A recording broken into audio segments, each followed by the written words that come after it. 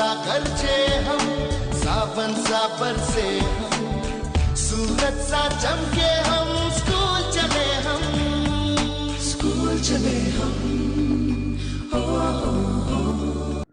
बच्चों, हमारा मौजूद जो था वो दीवान मरहूम की याद में था। थोड़ा सा हमने पढ़ा था, आज हम वहाँ से आगे पढ़ेंगे। दीवान साहब की मौत से पहले भी मुझे मौत की बेरुखी, बेमरावती और बेरहमी का कुछ अंदाज़ा था। 16 साल की उम्र में मैंने बाप की मौत का सदमा उठाया था। अब यहाँ पर कह रहे हैं कि 16 साल की उम्र जब थी मेरी, तो मेरे बाप का इंतकाल हो गया और फिर चंद साल बाद अपने बड़े भाई का गम, लेकिन वालिद साहब एक तवील बीमारी के बाद इंतकाल कर गए।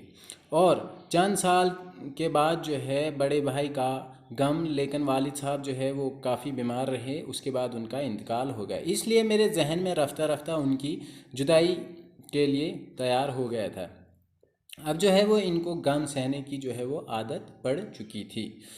भाईजान की मौत मुझसे बहुत दूर मुज़फ़्फ़राबाद में वाक़या हुई। भाई की मौत जो है वो काफ़ी दूर हुई उनसे, यानी मुज़फ़्फ़राबाद में हुई, और इसकी इतला भी हम तक बहुत दिनों में पहुंची थी, क्योंकि उस वक़्त जो है फ़ोन वगैरह नहीं थे, तो बहुत देर तक जो है इसकी इतला मिली थी कि इनके भाई की जो है वो वफ़ात हो चुकी है।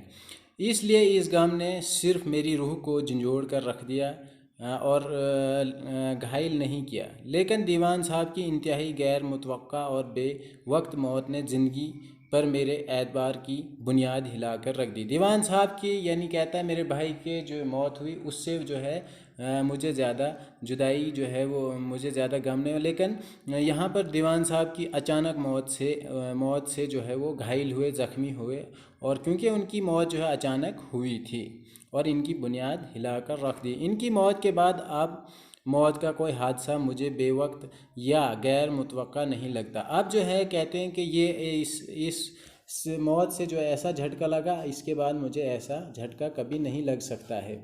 अगर दीवान साहब मर सकते हैं, फिर कोई भी मर सकता है। मैंने अपने जहन में ये फ़ैसला कर लिया है, मेरे जहन में फ़ैसला कर लिया है, लेकिन मेरा ख़्याल था कि मैं इन्हें कभी बुला न सकूँगा। अब यहाँ पर जो है वो कह रहा है कि मेरा जो है दीवान साहब की मौत हुई तो किसी की भी मौत हो सकती है।